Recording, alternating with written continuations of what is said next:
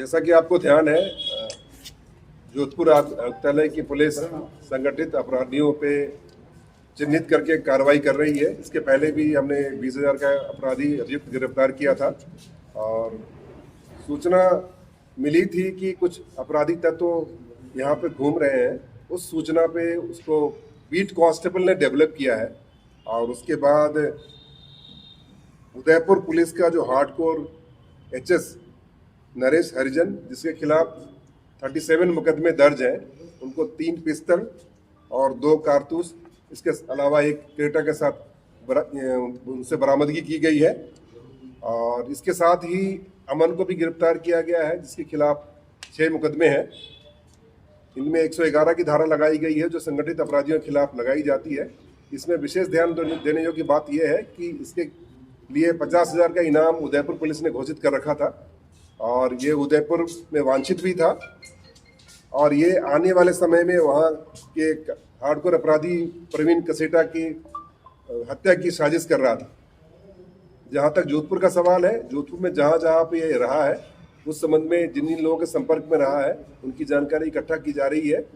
आपको बता दें, कुछ दिनों तक यहाँ पे शमशान घाट में भी रह रहा था और शमशान घाट में ही इसकी गतिविधि जब अवांछित लगी तो उसको फॉलो किया गया और यहाँ तक हम पहुँचे हैं। आपके पास कोई सवाल हो तो उसका सवाल। सर, अमन और ये दोनों है जो नरेश, ये क्या सुपारी किलर है, क्या है? नरेश का पहले हार्डकोर अपराधी रहा है और इसका क्रिमिनल बैकग्राउंड रहा है। ये मर्डर के मुकदमे में भी जेल जा चुका है और आने वाले समय में भी ऐसा कृत्य करने की पूरी संभावना थी, जो कि अपने पूछताछ में इसने बताया है। जहाँ तक अमन का सवाल है, अमन के खिलाफ भी 6 मुकदमे हैं और उसमें भी मारपीट के मुकदमे हैं। तो सारे तथ्यों का अन्वेषण कर रहे हैं और कड़ी से कड़ी मिला रहे हैं, परंतु अभी तक जोधपुर में इनके संपर्कों के संबंध में ऐसी कोई सूचना हमें प्राप्त नहीं हुई है। सर, जोधपुर में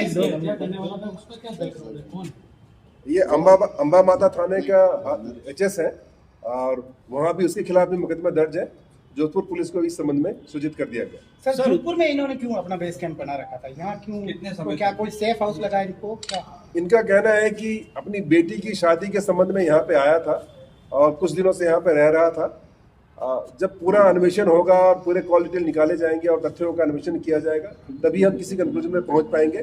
परंतु जिन लोगों के संपर्क में रहा है, सबसे पूछताछ जारी है।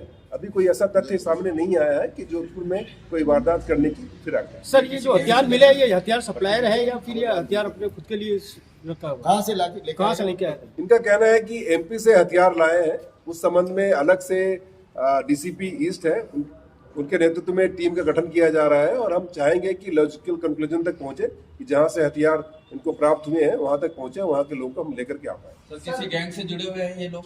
डेफिनेटली इनका खुद का ही गैंग है और जिनके खिलाफ ये कार्रवाई करना चाह रहे थे वो भी एक पर्टिकुलर गैंग के मेंबर है और हमने जो प्रकरण दर्ज किया है वो भी संगठित अपराध की धारा लगाई है कि गैंग के सदस्य रहने की धारा लगाई है। आने वाले समय में भी जो भी इस तरह के आपराधिक बैकग्राउंड के लोग हैं, उनको चिन्हित करके उनके खिलाफ कार्रवाई की जाएगी। ये हमारी प्रतिबद्धता है।